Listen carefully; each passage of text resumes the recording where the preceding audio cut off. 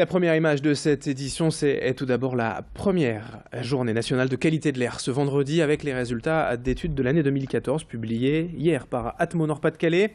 Et si globalement, la région reste un territoire pollué et depuis 5 ans, la concentration de particules polluantes a diminué dans le Nord-Pas-de-Calais. La qualité de l'air se serait donc améliorée, même si les épisodes de pollution restent fréquents. Le nombre de jours d'alerte est passé de 21 en 2012 à 8 en 2014. En clair, la situation s'améliore, mais il y a encore beaucoup à faire, notamment en termes de particules fines, les PM10, les plus dangereuses pour la santé, toujours au-dessus des normes en 2014.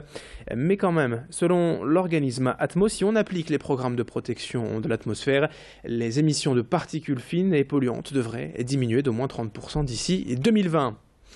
Autre information, à la une ce vendredi, moins réjouissante toutefois, les chiffres du chômage publiés hier par Pôle emploi et sans surprise, le Nord-Pas-de-Calais suit la tendance nationale avec de nouveau une forte hausse au mois d'août dernier, plus 0,8% de chômeurs le mois dernier dans la région, soit 272 209 personnes sans travail, des chiffres équivalents dans le Nord et dans le Pas-de-Calais.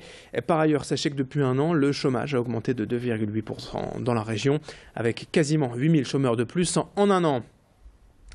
L'actualité en images également revient sur ces grands travaux du Grand Boulevard aujourd'hui entre Lille et Marcq-en-Barœul. Les mini-tunnels sont fermés à la circulation entre le boulevard Carnot à Lille et la station de tramway Saint-Maur à la Madeleine. Le chantier a démarré il y a déjà plusieurs jours, mais ce vendredi, impossible donc d'emprunter l'axe central. Les travaux concernent la mise en éclairage de 800 mètres de chaussée. Un secteur dépourvu de lumière jusqu'alors est jugé dangereux par le maire de la Madeleine, Sébastien Leprêtre. Je vous propose de l'écouter au micro de Louis Caillé.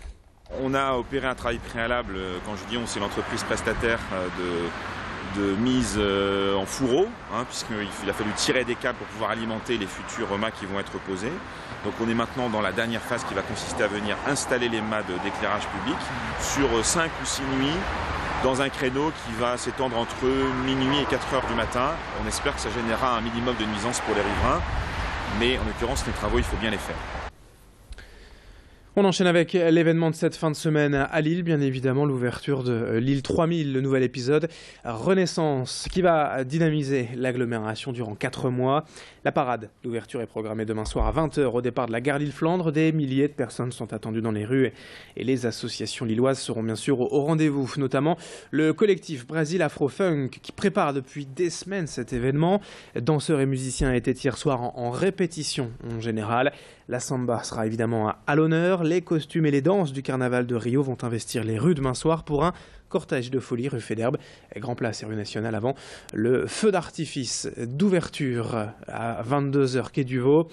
Xavier Silly a rencontré la responsable de ce collectif Brésil Afro-Funk. Lille 3000 est venu nous chercher, nous a parlé de cette parade brésilienne et ça nous tenait très à cœur de proposer la variété des rythmes brésiliens. Bien sûr, l'entrée, elle se fait par le samba carioca, mais au Brésil, il y a plein d'autres choses. Il y a le carnaval de Salvador de Bahia, le carnaval de Recife.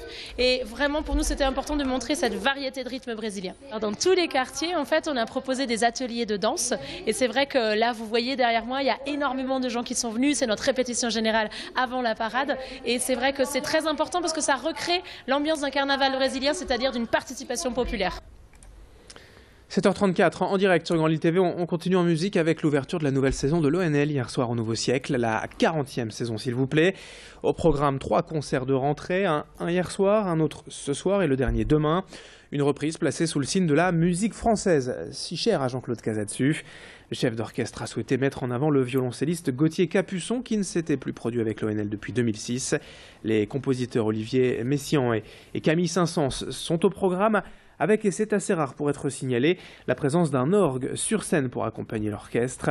Présentation de ce concert et de cette nouvelle saison avec le chef en personne Jean-Claude Casadesus au micro de Louis Caillé. Concert est une nouveauté, chaque concert est une aventure, mais enfin nous aurons quelques temps forts, en effet, avec le ballet de Farid Balkhi, sur des œuvres de Stravinsky, ensuite sur des œuvres de sur une œuvre de Mahler qui, au fond, a un titre symbolique, la résurrection. Nous donnons, si vous voulez, l'accent un peu métaphysique, un peu mystique de la musique. Et puis, à Noël, avec une merveilleuse chanteuse, Véronique Jans, nous ferons une dizaine de concerts, Johann Strauss, Franz Lehár, Offenbach et autres musiques légères mais très exigeantes. Et puis tout au long de l'année, il y aura aussi un grand nombre de rendez-vous. Et puis on termine ce journal avec une image, celle des 19 Miss de la région, prêtes à concourir demain soir à partir de 20h à la Davo Pével Arena d'Orchy. C'est bien sûr l'élection de Miss Nord-Pas-de-Calais 2016 qui est en jeu et avec cela un ticket vers Miss France 2016 en décembre. Hier, les 19 Miss de la région ont été reçues à l'école de coiffure et d'esthétique Académie Beauté à Villeneuve-d'Ascq. Puis elles sont allées au centre aquatique de Béthune pour profiter de l'eau, se détendre au spa, au jacuzzi. En fin de journée, elles sont allées répéter à la Davo Pével Arena. 19 Miss donc maquillées, chouchoutées par les élèves du BTS et esthéticiennes.